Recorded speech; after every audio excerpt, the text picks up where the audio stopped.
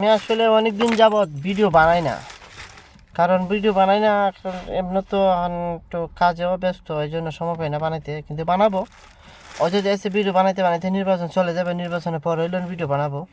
এই মুহূর্তে বানাইতেছি না, একটু কাজেরও চাপ, এই জন্য পারতেছি না। এখন বিএনপির লোকেরা মুক্তিযোদ্ধার প্রশংসা করতেছে, এটা হইলে এর একটা পলিটিক্সটা কীরকম যে এখন সারা বাংলাদেশের মানুষ এবং সারা বিশ্ব মানুষ জানে বাংলাদেশে একমাত্র মুক্তিযোদ্ধার দল হইল আওয়ামী লীগের দল। যারা আওয়ামী লীগকে সমর্থন করে তারা অবশ্যই মুক্তিযোদ্ধার পক্ষে, মানে মুক্তিযোদ্ধার দল যেটা বলা হয়, আওয়ামী লীগের দলকে মুক্তিযোদ্ধার দল বলা হয়।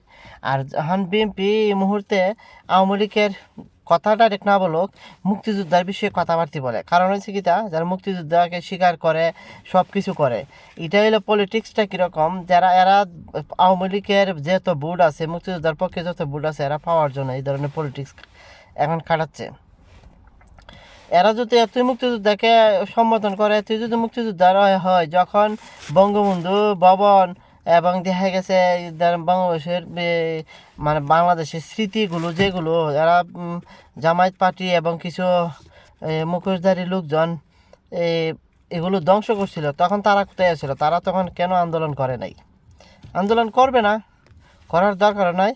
কারণ এই মুহূর্তে যদি আলাপ করে, বর্তমানে অবস্থায় যদি আলাপ করে, সামনে নির্বাচন, যদি মুক্তিযোদ্ধার পক্ষে কিছু কথাবার্তা বলে, তাহলে মুক্তিযোদ্ধার কিছু ভোটগুলো আমরা পেয়ে যাব, কিছু পেতে পারি। পাওয়ার জন্য এই ধরনের এরা কথাবার্তা বলে। আমি আসলে এই ধরনের মুখোশধারী বক্তব্য আর মুখোশধারী মনে করেন যে এই নেতা, আমি আসলে এগুলোকে বিশ্বাস করি না এবং মানি না। এগুলো আসলে ভোট পাওয়ার জন্য এগুলো বলতেছে। তারেক রহমান বলতেছে যে বাংলাদেশে এক ধরনের ফ্যামিলি কার্ড একটি চালু হবে যদি উনি ক্ষমতা আসে। যে আবার এখানের মধ্যে এনসিবির কিছু নেতারা বলছে যে আমরা 2000 টাকার কার্ড পাওয়ার জন্য আমাদেরকে কি আবার 1000 টাকা ঘুষ দিতে হবে নাকি? যে ঘুষ দিতে হয়, এই ধরনের কার্ড আমাদের দরকার নাই। আসলে এখন তো সিস্টেম এরকম, এক নেতা আরেক নেতার বদনাম করবে, এক দল আরেক দলের বদনাম করবে ভোট পাওয়ার জন্য, ফেমাস হওয়ার জন্য। এটা স্বাভাবিক। যেমন এক সময় আমরা যখন অনেক ছোটো ছিলাম তখন দেখছি এই মানুষে এত ওয়াজ মাহফিল করার জন্য এত আগ্রহ ছিল, আর আমি নিজেও যাইতাম মাহফিল শোনার জন্য। কারণ এই সময় বক্তারের ভাষা ছিল অন্যরকম, আর কথাগুলো বোঝার মতো অনেক মায়াবী। মানে ওয়াজ করতে গেলে যখন এরমভাবে ওয়াজ করে চোখে দিয়ে পানি আসতো। আর এখন বর্তমানে ওয়াজগুলো তারা এক বক্তা আরেক বক্তারে গালাগালি করে, এক বক্তা আরেক বক্তারে করে সেই করে, এইগুলো কাহিনী, মানে ভাইরাল হওয়ার ধান্দা। তাই আমি মনে করি আপনারা যাকে ভোট দেন, আর এমন তো এখন তো এটা ভোট হবেই না, এটা তো অবৈধ ভোট হবে। আর অবৈধভাবে নির্বাচন করলে এটা অবশ্যই অবৈধ ভোট হবে।